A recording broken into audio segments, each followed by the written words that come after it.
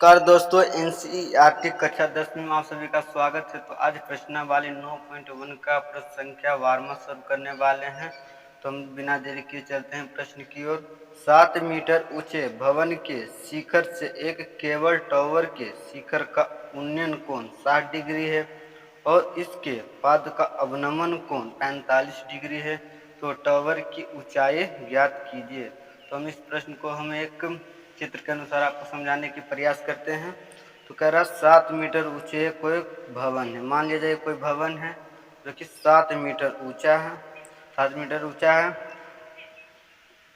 और एक cable tower के शिखर का उन्नयन कोण, ये हो गया भवन का शिखर यहाँ पे है और एक इसके शिखर से एक केबल टावर के शिखर से जो बन रहा है कोण 60 डिग्री है। तो हमको पता तब यहाँ पे एक हम मीनार मतलब केबल टावर होगा तभी तो इसका शिखर से इसका शिखर का उन्नयन कोण यहाँ से यहाँ तक कि 60 डिग्री बन रहा था।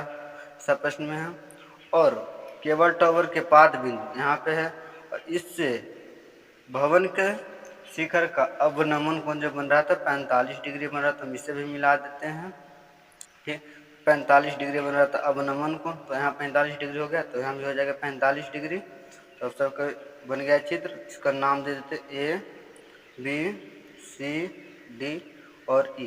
तो ये चित्र कुछ इस प्रकार बन गया। इस चित्र को हम सीधा प्रश्न की यहाँ के आगे उतारते हैं। प्रश्न के आगे तो मैंने यहाँ पे चित्र बना लिया है।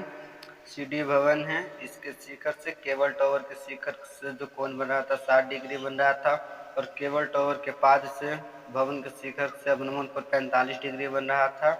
तो अब यहाँ पे 7 मीटर है, तो ये भी हो जाएगा 7 मीटर। और टावर की ऊंचाई हमें ज्ञात करना है। तो टावर यहाँ से लेकर यहाँ तक एक टावर है, ये और भी टावर है, तो इसी को हमें ऊंचाई निकालना है। तो सबसे पहले ऊंचाई निकालने से पहले इसके बारे में हम कुछ यहाँ पे लिख देते हैं। तो मैंने यहाँ पे लिख लिया है कि चित्र में केबल टावर की ऊंचाई ए बी है, ये केबल टावर की ऊंचाई है तथा भवन सी और डी है, सी ए डी जो भवन है। भवन के शिखर का कोण जो बन रहा था 60 डिग्री, इससे शिखर का जो कोण बन रहा था 60 डिग्री है तथा टावर के पाद से भवन के शिखर का अवनमन कोण 45 डिग्री बन रहा था। प्रश्न में था कि केबल टावर के पाद से जो अवनमन कोण 45 डिग्री बन रहा है, हमें ऊंचाई निकालना ए और बी। तो ए और बी निकालने के लिए हमें ए ई होना जरूरी है, तभी तो पूरा ऊंचाई निकालेंगे। ए बी में ए ई होना जरूरी है, तो हमें ए ई से निकल सकता है। एक त्रिभुज बन रहा है सी डी बी, सी और डी बी में हम यदि इसको निकाल लेंगे डी और बी तो इसके बराबर है ए। यदि हम ये निकाल लेते हैं तो ये निकल जाएगा। तो सी और डी यहाँ पे ले लेते हैं समकोण त्रिभुज बी सी डी में, बी सी डी में ये हो जाएगा पी और बी। तो पी और बी किस में आता है तो आपको पता ही नहीं, तो हम आपको दिखा देते हैं। पी और बी किस में आता है टेन थीटा, टेन थीटा। तो बी या बी भी ले सकते हैं, कोट थीटा हम तो ले लेते हैं टेन थीटा बराबर। तो हो जाएगा टेन थीटा बराबर पी बटे बी। तो टेन थीटा का जगह हो जाएगा 45 डिग्री, तो हो जाएगा 45 डिग्री पी। तो पी हो जाएगा डी और सी, डी सी बटे डी और बी, तो देते हैं डी और बी। तो टेन 45 डिग्री का मान होता है, आपको दिखा देते हैं। टेन 45 डिग्री का मान होता है 1, तो आप यहाँ पे लिख देते हैं 1 बराबर डी और सी कितना है 7 मीटर है, तो यहाँ पे हो जाएगा 7, मतलब 7 है, रहने दीजिए मीटर नहीं लिखे।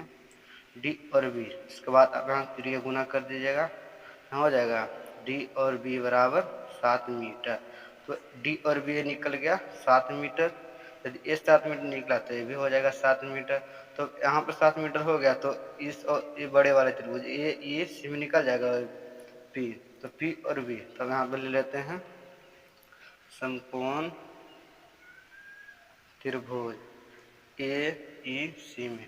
तो ए ई सी में ले लेते हैं, ए ई सी में, इसी में फिर आ गया पी और बी। तो पी और बी आपको पता है टेन थीटा में आता है, टेन थीटा बराबर पी और बटे बी। तो टेन अब की बार थीटा की जगह हो जाएगा इसमें 60 डिग्री हो जाएगा, 60 डिग्री बराबर पी P हो जाएगा ए ई बट्टे ई और सी। हम बैठा देते हैं ए ई बट्टे ई और सी। तो टेन 60 डिग्री का मान, तो हम बता देते हैं टेन 60 डिग्री का मान कितना होता है। तो आप यहाँ ध्यान से देखिएगा, टेन 60 डिग्री का मान होता है √3। यहाँ पे आपको बैठा देते हैं √3 बराबर ए ई। तो ए ई तो कुछ नहीं है, ए ई हमें निकालना ही है। तो ए ई बट्टे ई और सी, तो ए और सी किसके है, डी भी बराबर है ना ई सी, तो ई सी बराबर 7 मीटर। यहाँ पे लिख देते हैं 7/1। यहाँ से आप तिरिया गुना कर दीजिए, यहाँ से तिरिया गुना हो जाएगा। तिरिया गुना करने के बाद यहाँ पे आ जाएगा ए ई बराबर 7√3 मीटर।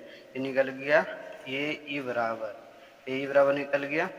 तो अब निकालना है क्या, केबल टावर की ऊंचाई। तो आप सिंपल से यहाँ पे लिख दीजिए, चूंकि केबल टावर की ऊंचाई बराबर, केबल टावर की ऊंचाई बराबर क्या हो जाएगा, इसमें देखिए केबल टावर पूरा है ए और बी है जो केबल टावर है। तो केबल टावर में ये हो जाएगा ए ई प्लस ई और बी को जोड़ देंगे तो पूरा ए और बी निकल जाएगा। तो आप इसी को यहाँ पे लिख लेते हैं कि ए ई प्लस ई और बी।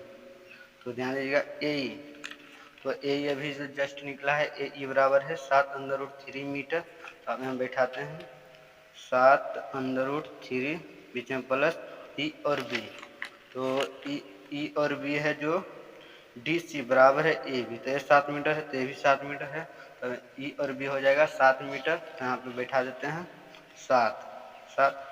ये दोनों में ध्यान दीजिए, इसमें भी 7 है तो इसमें भी 7 है।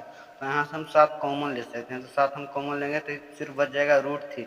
यहाँ पे √3 प्लस, जब 7 निकलिएगा तो कुछ नहीं, तो इसका जगह 1 दे देते हैं। तो यही हो गया, ये इतना मीटर है, निकल गया ऊंचाई। यहाँ पे इस प्रकार से लिख देते हैं, अतः केबल टावर की ऊंचाई बराबर 7√3 + 1 मीटर। ये हो गया इसका फाइनल आंसर। वीडियो पसंद लगे तो लाइक और चैनल को सब्सक्राइब करके बेल आइकन प्रेस करें।